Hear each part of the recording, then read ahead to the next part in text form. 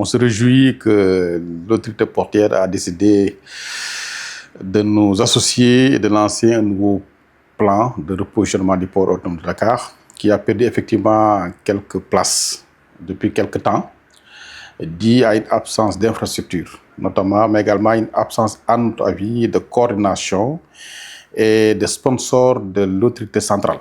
Donc ça, je pense que c'est ça qui a fait qu'on était trop concentré sur les aspects opérationnels et commerciaux en oubliant un peu les infrastructures. Comme vous le savez, un port, c'est dynamique, c'est navires et marchandises. Et si on n'arrive pas à mettre les infrastructures modernes adaptées, à mettre un cadre réglementaire, à réviser les textes, à avoir des barèmes ou des tarifs homologués conformes aux services rendus, il va sans doute que les opérateurs et les armateurs vont choisir d'autres ports. Donc, ce qui fait que d'autres ports l'ont compris en s'associant ou en tout cas en ouvrant un peu avec des partenaires étrangers qui sont venus investir dans des terminaux à conteneurs avec des tirants d'eau très forts qui attirent de grands navires et aussi avec des lignes maritimes qui ont choisi ces ports-là pour investir. Donc, ce qui n'est pas le cas au port de Dakar depuis quelques temps. Et nous nous réjouissons aujourd'hui encore une fois de plus et de remercier et de féliciter le directeur général du port qui a eu le courage de lancer ce plan-là qui, nous l'espérons, va aboutir à quelque chose de nouveau avec l'appui de tous les acteurs portuaires. Et ça, c'est un point assez important parce que de tout le temps, on avait toujours eu des projets où les acteurs n'étaient pas associés.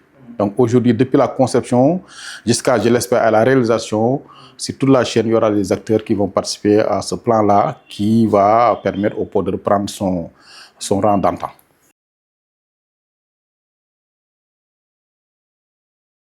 Absolument, nous le croyons fermement et nous sommes très optimistes.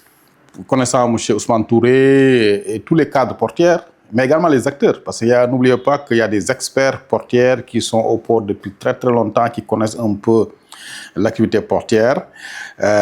Nous nous réjouissons d'être associés dès le début et connaissant le secrétaire général avec la volonté du directeur général du port, mais également l'appui de l'autorité centrale, que ce soit le président de la République, le Premier ministre, le ministre et l'ensemble des institutions qui gravitent autour du port.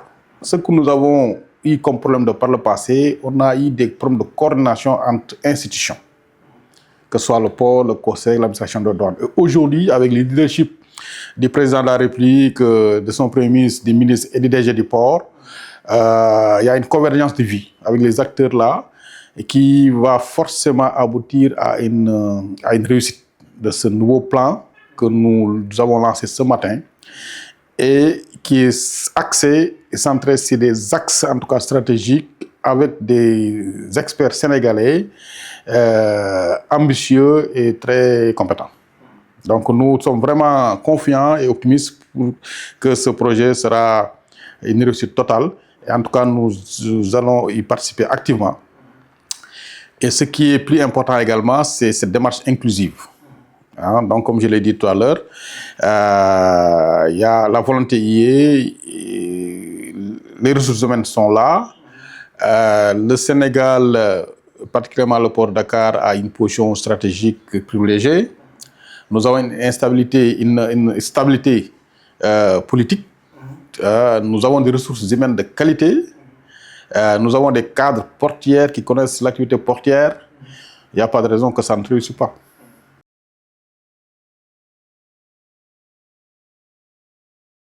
Bon, le conseil que je peux donner au directeur général du port, et je vois qu'il le fait bien, c'est une démarche participative.